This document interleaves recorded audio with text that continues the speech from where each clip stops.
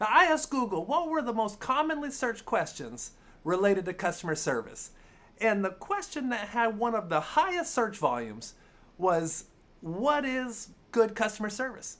Now, that was being searched 2 to 3 times more than questions like, what is great customer service or what is excellent customer service? And it's really got me thinking as to why would so many people be more interested in only learning or caring about good customer service and how to provide it when you could easily set yourself apart by striving to be excellent. Because now the truth is that good customer service that you're striving for, it's going to kill your business. I know that might sound a little crazy, but stick with me here. All right, see, here's what most business owners don't get. Just being good isn't going to cut it. All right, most companies are good. And at this point, good is just average. Now, your customers, they're not just comparing you to your competitors anymore. They are comparing you to Amazon, to Disney, to that little coffee shop that remembers their dog's name. All right, and when you're just good, you're forgettable. Now, you clicked to watch this video titled, What is Good Customer Service? So my guess is that you're interested in ways to improve your business, which is a great thing. And believe me, I'm happy to have you here. But I don't want to just provide you with the tools to help you just be good enough. All right, I want to help you move beyond and get to a level that your customers never even think about wanting to do business with anybody else. So today I'm going to share with you 10 traits that help separate the businesses that survive from the ones that thrive.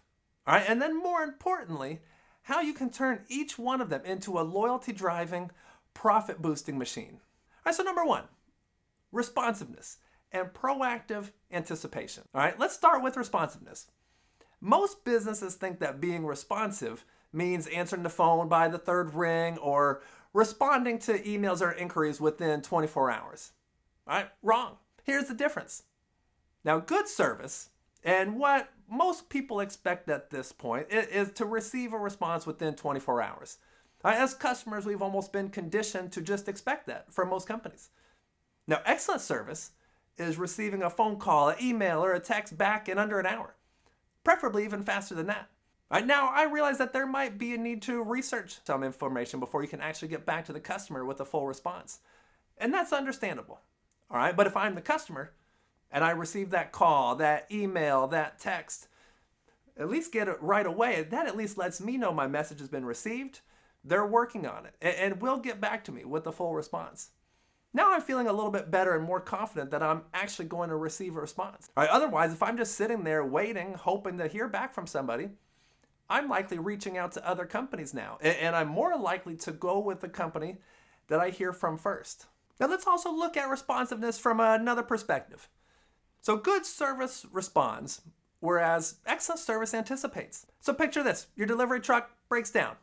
All right, good service waits for angry customers to call and then scrambles to explain what happened.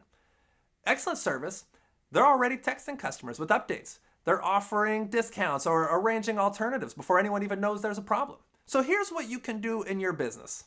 All right, set up automated alerts for any potential service disruption. Don't wait for problems to find you and respond quickly.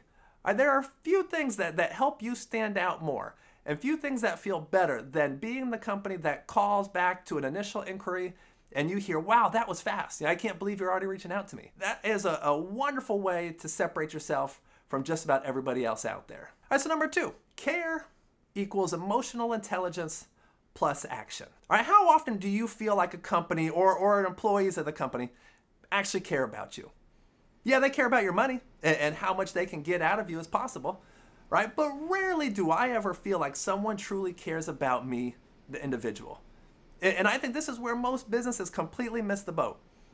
Where here, good service is going to recognize something that's happening, right? And perhaps comment like, oh, happy birthday, or oh, I'm sorry that happened to you. Whereas now excellent service, they actually feel your emotion and then they do something about it.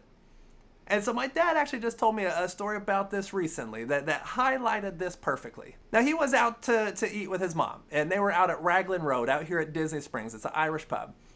And now my grandma, she's 92 years old, all right, and she's from Ireland. And so my parents casually mentioned that to the hostess before they were seated. And it wasn't long until the manager, who was also from Ireland, he came over to greet her, and they started talking, sharing stories about their Irish heritage. He even brought over some Irish whiskeys for her to try, and it really gives me a lot of joy to hear about my grandma sitting there taking shots of whiskey.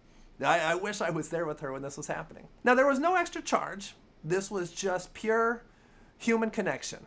Now, my grandma, she absolutely loved that experience, and she has told everybody she knows about it. And so here's what you can do in your business. Train your team to really listen for emotional cues, and then empower them to act on them immediately, because it really does make a big difference.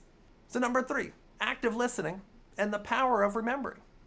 So here's where it gets interesting. Now, good reps, they listen to what you're saying. Excellent reps, they remember what you said 3 months ago, right? Imagine walking into your favorite restaurant and the server says, "Hey, John, how'd your daughter's cheer competition go?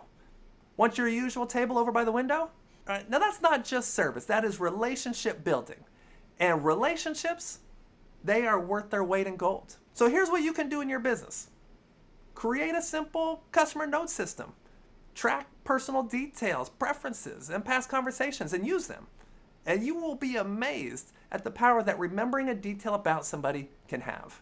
Number 4, turn knowledge into guidance. All right, knowledge is good, but it's also expected. But guidance, now that's where the money is.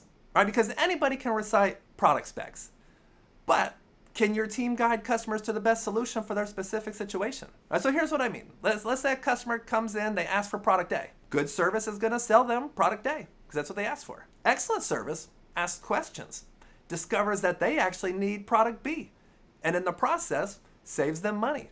And what do you know? Creates a customer for life. Now, most salespeople that I find, they focus on the one sale that's right in front of them without really seeing the big picture or understanding the lifetime value of that customer. By taking just a few extra minutes to really understand and identify and learn about them and their situation, you're likely to uncover the true need and can then point them in the right direction. Even if this means that the first sale might be less than it would have been had you simply sold them the product that they asked for. Now, you're likely to get that back and then a lot more over the lifetime of doing business with them, once that they've learned that they can trust you to really solve their problem. So here's what you can do in your business. All right, train your team to ask, what are you actually trying to accomplish before recommending anything? All right, number 5, consistency that leads to predictable delight. All right, consistency, now this is where most businesses completely fall apart.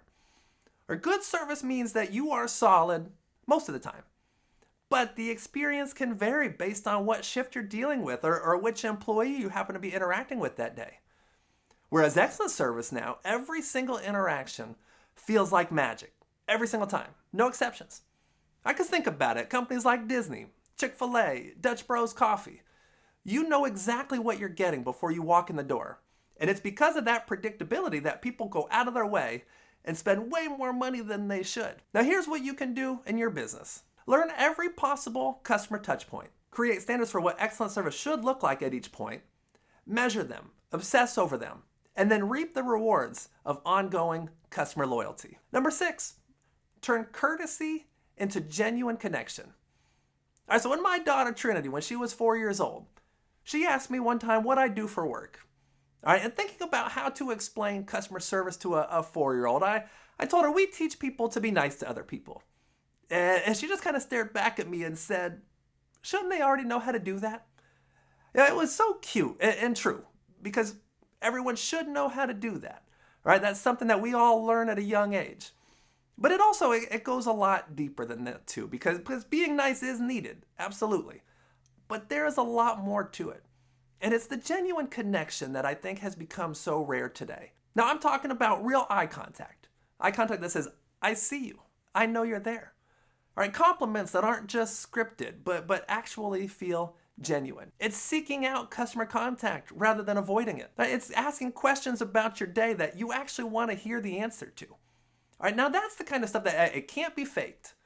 And when you really feel that true, genuine connection, it creates customers who would rather pay more for you than go anywhere else. So here's what you can do in your business. And this is one that messes up a lot of companies. Hire for personality and then train for skill. Always.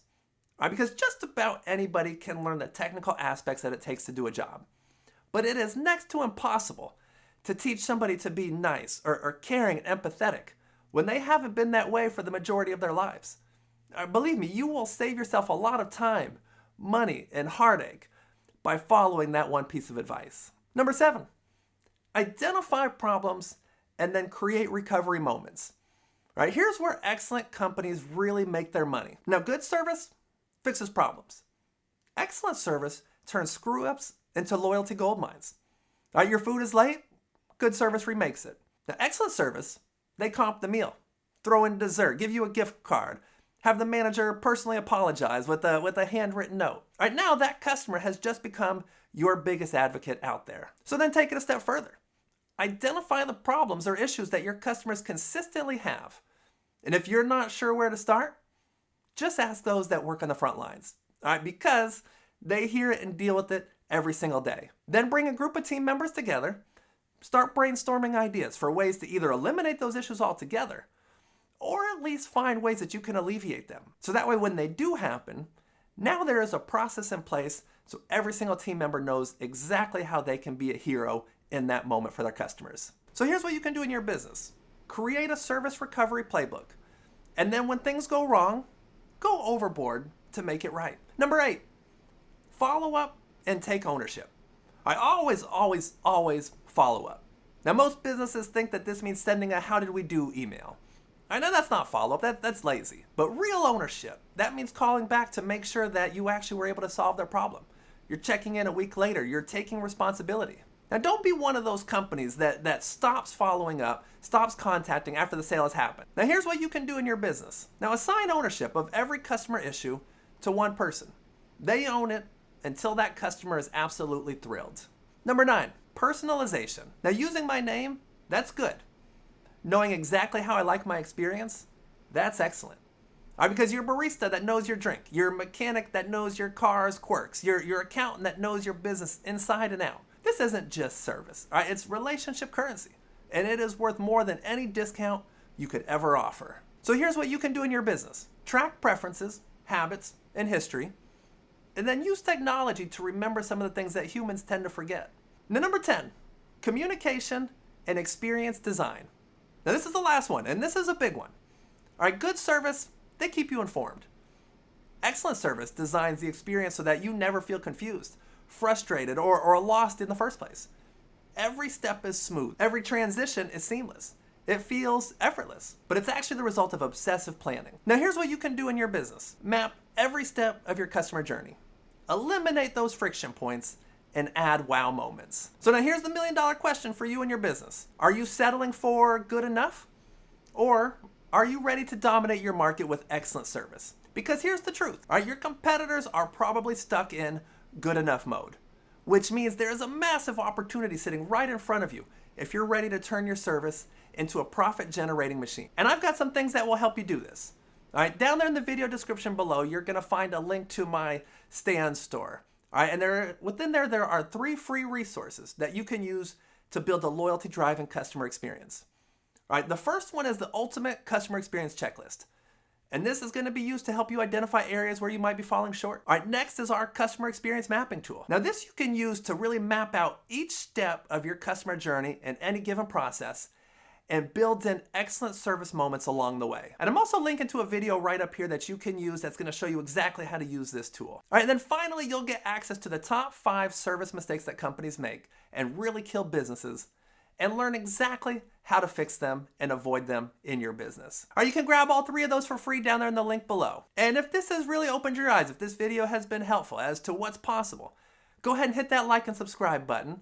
All right, we're gonna be sharing a lot more business building content, and I look forward to seeing you in the next video. And just remember, good service keeps you in business, excellent service will make you rich. Thank you so much for watching.